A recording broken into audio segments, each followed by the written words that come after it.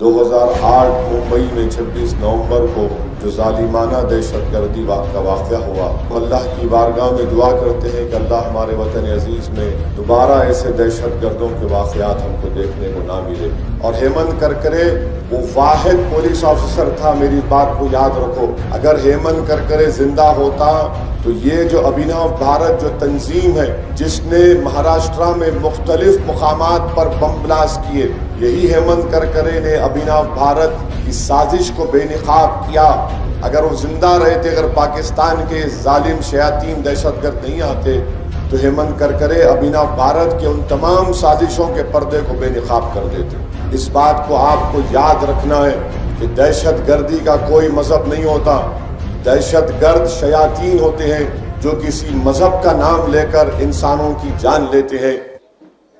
کہ آج ہی کے دن 26 نومبر 2008 کو ہمارے ملک میں ممبئی میں پاکستان سے دہشت گرد ممبئی کو آئے تھے، اور ممبئی میں انہوں نے نہ صرف دہشت گردی کے بدترین مظاہرے کیے، بلکہ ان ظالموں نے، ان شیاطین نے ممبئی کی سڑکوں پر انسانوں کے خون کی ہولی کھیلی، جس میں آپ کو یاد ہوگا کہ ایک assistant sub inspector of police Tukaram Omble نے وہ شیطان اجمل کسب کو پکڑنے کے لیے اپنے جسم میں اس کو 40 گولیاں کھانی پڑی، اور ہم تکارام اومبلے کی قربانی کو نہیں بھول سکتے۔ وہیں پر ہیمنت کرکرے جیسے بہادر پولیس آفیسر کو بھی ہم نہیں بھول سکتے۔ ہیمنت کرکرے دہشت گردوں کو پکڑنے کے سلسلے میں جب جا رہے تھے تو پاکستان سے آئے ہوئے ظالم دہشت گرد جن کا تعلق حافظ سعید کے لشکر طیبہ سے تھا، انہوں نے ہیمنت کرکرے کے ساتھ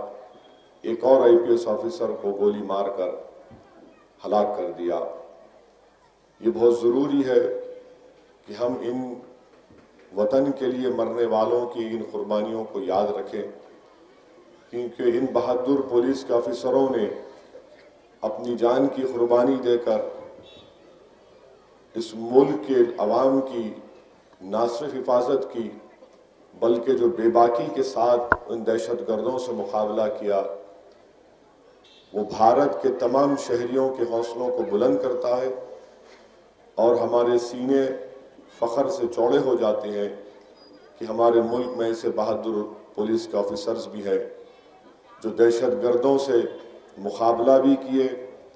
اپنی جانوں کو قربان بھی کیا۔ میں اپنی جانب سے، اپنی جماعت کی جانب سے 2008 ممبئی میں 26 نومبر کو جو ظالمانہ دہشت گردی کا واقعہ ہوا، میں ان مرنے والوں کو ساتھ ہوں، ان کے افراد خاندان کے ساتھ ہوں، ان تمام مرنے والوں کو خراج عقیدت بھی پیش کرتا ہوں،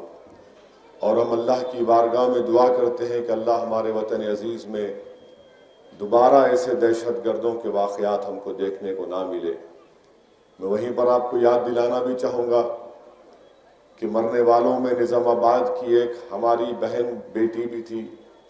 جو نئی دلہن تھی، جس کو وی ٹی اسٹیشن پر اجمل کسب اور اس کے ظالم ساتھیوں نے گولی مار کر اس کی جان لے لی تھی۔ تو دہشت گردی ایک حقیقت ہے پوری دنیا میں، اور ہم امید کرتے ہیں کہ ہمارے ملک میں دوبارہ اس طرح کے واقعات ہم نہیں دیکھیں گے۔ اور افسوس کے ساتھ یہ بھی کہنا پڑتا ہے کہ جب ہیمنت کرکرے نے اپنی جان کی عظیم قربانی دے دی تو بی جے پی کے ایک موجودہ رکن پارلیمان ہے جو مدھیہ پردیش سے جیت کر آتی ہے، وہ محترمہ یہ کہتی ہے کہ میں نے ہیمنت کرکرے کو شراب دیا تھا، یعنی اس کو کوسا تھا، بددعا دی تھی، اسی لیے وہ مر گیا۔ آپ اندازہ لگائیے